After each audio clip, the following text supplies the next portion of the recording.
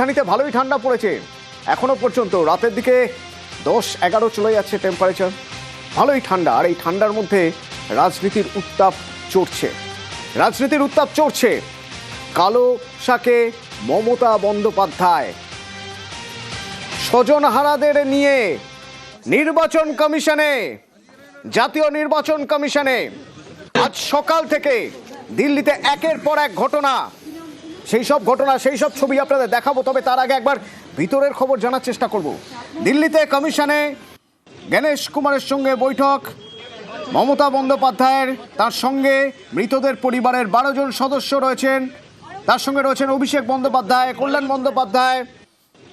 কি খবর পাচ্ছি ভিতর থেকে? মৈত্রেয়ী রয়েছেন আমার সঙ্গে। মৈত্রেয়ী, দেখো, এখনো পর্যন্ত যেটা আমরা জানতে পারছি যে বৈঠক ইতিমধ্যেই শুরু হয়েছে এবং তৃণমূলের তরফ থেকে বেশ কিছু দলিল পেশ করা হচ্ছে। একেবারে যেহেতু মৃতদের পরিজনদেরকে তারা নিয়ে এসেছেন, তার মধ্যে বিএলওরা রয়েছেন, যে সমস্ত বিএলওরা প্রাণ হারিয়েছেন, সেই বিএলওর বাড়ির লোকরা রয়েছেন, পরিজনেরা রয়েছেন, এরকম সাধারণ ভোটাররা রয়েছেন যারা আতঙ্কের কারণে যাদের মৃত্যু হয়েছে, এবং সেই সমস্ত মানুষরাও রয়েছেন যারা জীবিত থাকার পরেও যাদেরকে মৃত বলে ভোটার তালিকায় দাগিয়ে দেওয়া হয়েছে। ফলে তাদের সঙ্গে বেশ কিছু নথি নিয়ে এসেছেন তৃণমূল সুপ্রিমো, এবং সেই নথি এই মুহূর্তে পেশ করা হচ্ছে।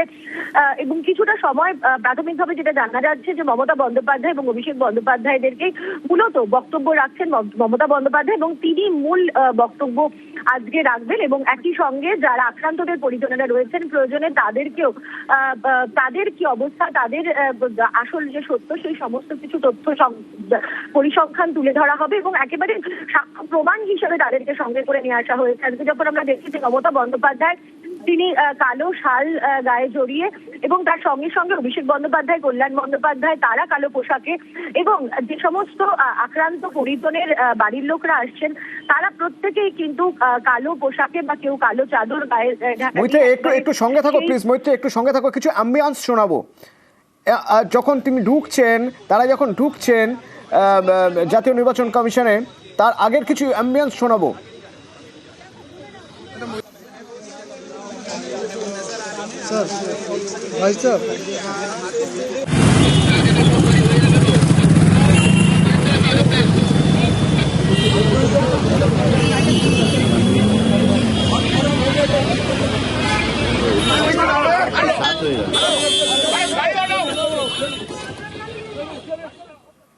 দেখুন, এটা খুব স্যাড। সকাল থেকে বঙ্গভবন এবং আমাদের দুটো বঙ্গভবনে সেন্ট্রাল পুলিশ, দিল্লি পুলিশ দিয়ে ভর্তি। আরে এইটার মধ্যে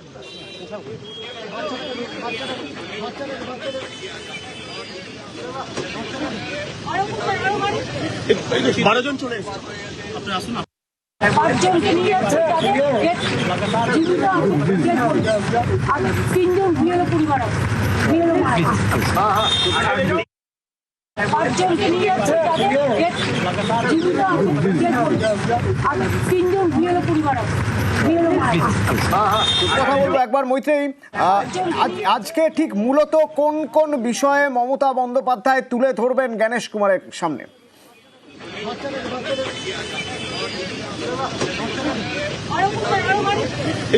বারোজন চলে এসেছে, আপনি আসুন, এদিকে আসুন।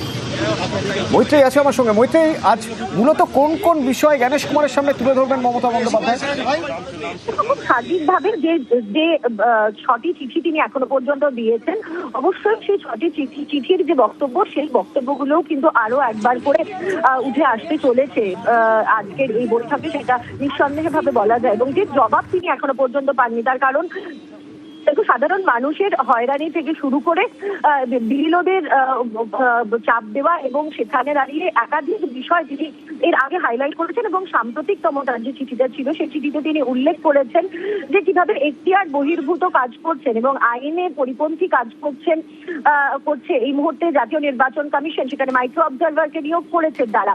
ফলে সেই বিষয়টিও কিন্তু তুলে ধরা হবে এবং তার সঙ্গে সঙ্গে আইনের প্রভিশন তুলে ধরে তার কারণ জাতীয় নির্বাচন কমিশন এর আগেও দেখা গিয়েছে যে বারবারই কিন্তু তারা আইনের প্রসঙ্গ তোলেন যে তাদের কোন কোন ক্ষেত্রে এখতিয়ার রয়েছে, কোন কোন ক্ষেত্রে এখতিয়ার নেই। আচ্ছা।